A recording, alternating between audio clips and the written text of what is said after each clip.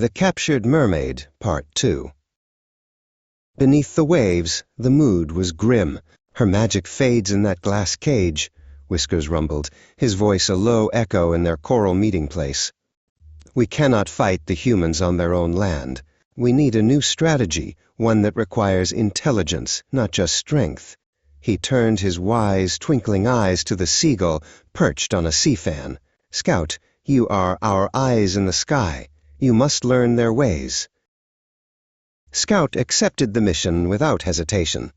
He soared on the salt-laced winds, circling high above Saltwind Village. The Moonbeam Circus was a splash of garish color against the gray cliffs. From his vantage point, he saw the crowds, the flickering torches, and the sad, central glow of Coral's tank. He also saw a lone figure in patched trousers who came every night to stand in the shadows, a boy with guilt etched on his face. He returned at dawn, landing on a floating piece of driftwood where Zippy and Whiskers waited. "The boy is there," Scout reported. "The deckhand. He watches her, and there is no greed in his eyes, only sorrow." Zippy zipped nervously around Whiskers' tusk. "A human?" he squeaked. "Can we trust him?" "Sometimes," Whiskers said thoughtfully. "A guilty heart is the strongest ally you can find." That night, after the last of the crowds had departed and the circus fell silent, Finn crept back to the tank. The water glowed with a faint, sad light. "I am so sorry," he whispered, his voice cracking. He pressed his forehead against the cool glass. "It was for money, but the gold feels like stones in my pocket. I never should have let him take you." Coral, who had been floating listlessly, heard the muffled voice. She turned and saw the deckhand. She remembered his face from the boat, but now his green eyes were not triumphant. They were filled with a deep, aching regret. Seeing his pain, she felt a flicker of something other than despair. She swam closer and placed her palm gently against the inside of her glass prison. Finn's breath hitched. He saw her hand, a pale flower against the glass. Without thinking, he raised his own, placing his calloused palm directly opposite hers. The glass was cold and thick between them, but in that silent moment, a connection was forged, a shared promise. "I'll get you out of here," he vowed, his voice a fierce whisper. "I swear it." From a tiny gap in a nearby tent flap, a single, sharp, amber eye observed the entire scene. Scout held his breath. The old walrus had been right. The human boy was not their enemy. He was their hope.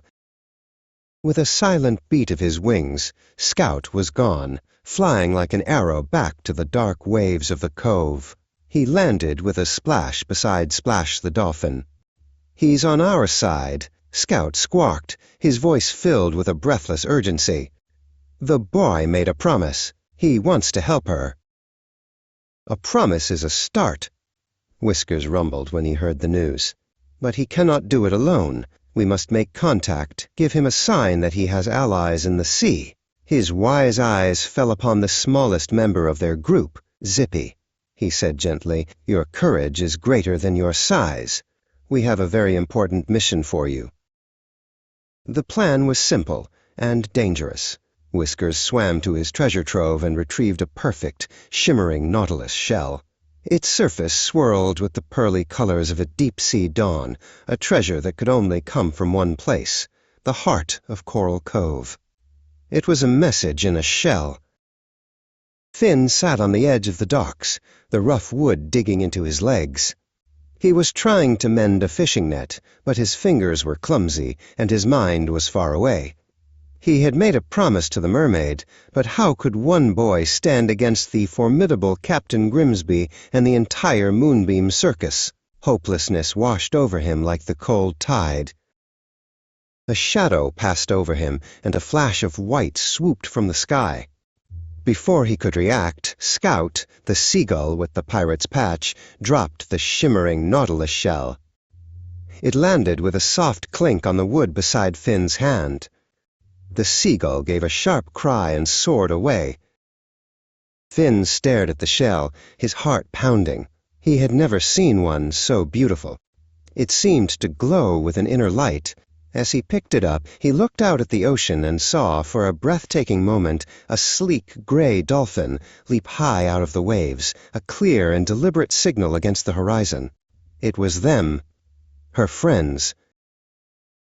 The cold dread in Finn's stomach was replaced by a fire of determination. He was not alone. He had allies, not just in the village, but in the vast, mysterious ocean itself. He clutched the shell in one hand and the cool metal of his grandfather's compass in the other. He looked back toward the circus tents, his green eyes narrowed. He had a plan. Beneath the surface, Splash landed with a triumphant chitter. He and Whiskers watched the small human figure on the dock turn and walk with purpose back toward the shore. The boy did not look lost or hopeless anymore. He looked like a hero. The alliance was forged. The rescue had truly begun. This is part of a series. Make sure to watch them all.